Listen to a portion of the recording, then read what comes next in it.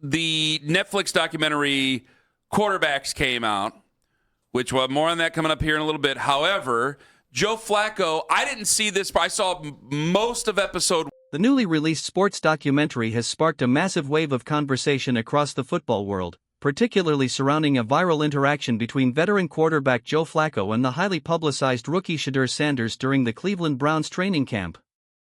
In the clip, Flacco playfully mocks Sanders for wearing a mirrored visor on his helmet, jokingly telling him that quarterbacks who wear visors look like they are trying to look too sweet on the field.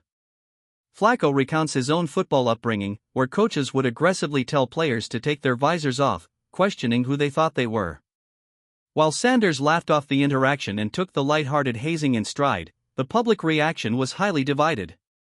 A vocal segment of the media and Sanders' I don't know what Shedeur's future is if he were to be cut by the Browns. I don't know.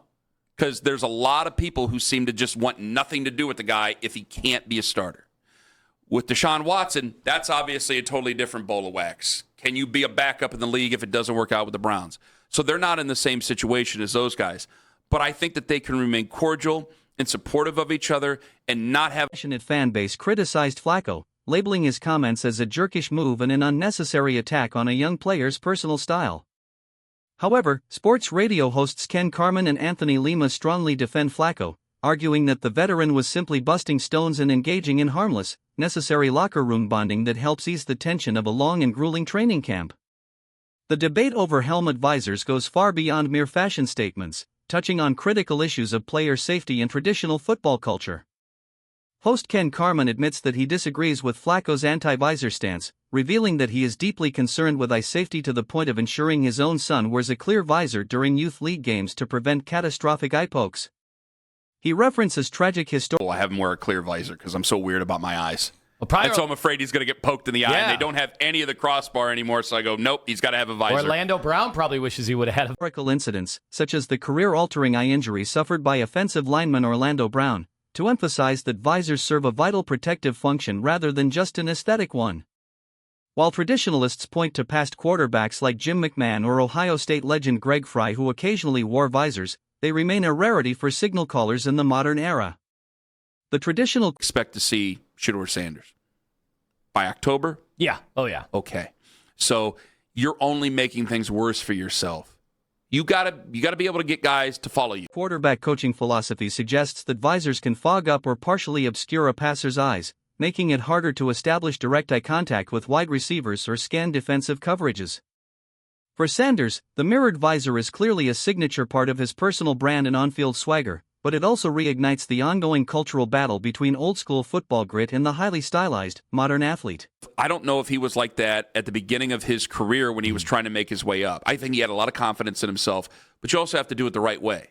And he clearly did it the right way. You have to be a supportive teammate. You have to be able to see that throughout everything. You can't just be a jerk, because if you're willing to cast... Beyond the equipment room, the dynamic between Sanders and the Browns organization is complicated by the rise of a modern sports phenomenon known as the player-first fan base. Unlike traditional fans whose primary loyalty lies with the franchise itself, a massive portion of Sanders' supporters are strictly loyal to him as an individual, regardless of which team jersey he wears. This creates an... Much episode 1 as I thought I did. Joe Flacco, Shedeur Sanders, Browns camp, hit it. You notice Shedeur don't have just like a clear visor. He's got the mirror, clear mirror.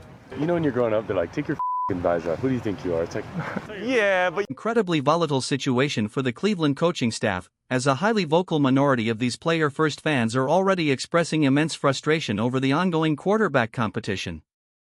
The contrast between these newly arrived, highly protective Sanders fans and the long-suffering, traditional Cleveland Browns fan base is striking. Traditional fans have endured decades of quarterback instability, coaching changes, and heartbreaks. There is real big cutthroat competition.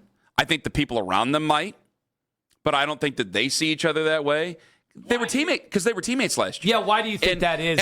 If especially because you'd think the stakes are pretty high for this quarterback competition.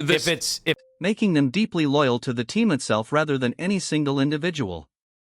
In contrast, the player-first fans are quick to blame the coaching staff, the offensive line, or the front office the moment their preferred athlete faces any adversity. This divide creates a unique challenge for head coach Todd Monken, who must tune out the with that team. But so much of the noise from when we got Watson and now when we drafted Shedeur came from outside of Cleveland. Yes. It was these fans that had dug in and they'd made it their identity. Of external noise and make decisions based solely on what is best for the team on the field, regardless of how much social media backlash those choices might generate. Adding further fuel to the fire is the complicated role of Deshaun Watson, who is entering the season under an immense amount of pressure and scrutiny. While Watson remains the established veteran of the game and practice, and we'll see who ends up being the winner out of all this. But there seems to be where they were having two separate passing camps between the two quarterbacks. Aaron Rodgers had a picture of him and Mason Rudolph and a bunch of other ones. Will Howard was left out. They made a with an astronomical guaranteed contract. Many analysts and callers believe the Browns are treating Watson as a highly paid bridge quarterback. The theory is that the organization is protecting the situation, using Watson to shoulder the early season pressure while allowing Sanders to develop naturally on the sideline until he is fully ready to take over the offense. However, benching a player of Watson's financial stature is a massive decision that carries heavy organizational weight, making any transition. And some half-truths and some, I'm not going to accuse people of lying. I think there's been some half-truths and some stretches of things that have been put out there already this summer that I don't like that has come from neither of these two men. Yeah, I would agree. I do think it's just, again, it's the fan bases are the ones that are most highly sensitive. Benchings of highly paid star athletes often lead to massive locker room divisions, as players are forced to take sides behind closed doors. Furthermore, Watson's extensive experience and dynamic skill set still represent a massive asset to the offense when he is fully healthy and focused. For the Browns to achieve any level of success, Watson and Sanders must remain supportive teammates, avoiding the media-driven narratives that seek to pit them against one another in a destructive, cutthroat rivalry. They must remain highly cooperative in public, working together during practice, sharing film study insights, and presenting a unified front that keeps the team focused on winning games rather than individual depth chart battles. Ultimately, the success of the Cleveland Browns season will depend on the coaching staff's ability to maintain locker room harmony. Like what? Not according to what I read last year. I can only go based on what I've read and what I've seen. I've seen them be certainly cordial with each other and get along. I do think that there are certain camps around the players who have, I'm willing to say, have amidst this intense media scrutiny. Head coach Todd Monken and the offensive staff must foster an environment of professional mutual respect, where both Watson and Sanders understand their defined roles and support the team's ultimate goals. While both quarterbacks naturally possess the competitive drive to start and lead the franchise, they must avoid letting external fan noise or half-truths in the media dictate their relationship. Off-season training camps are long.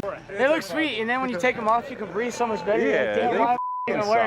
But it looks swaggy, so you put it back on. It's all about look. When I was a kid, I wanted a visor too, and then I'm like, the visors suck. They don't make any sense. So you're not gonna let your kids wear a visor? I would let them wear it, but I would tell them, like, you're a quarterback, bro. You're wearing a visor. You look like an idiot. If you're a quarterback and you're trying to look, you can tell you're trying to look too sweet, like then. But I like my mirror. And physically demanding, and having a sense of humor and mutual respect is the only way to survive the grind. Whether Watson serves as the seasoned bridge or Sanders emerges as the immediate savior, both players must realize that neither of their careers is entirely out of the woods, and cooperating as supportive teammates is the only path toward bringing a championship to Northeast Ohio.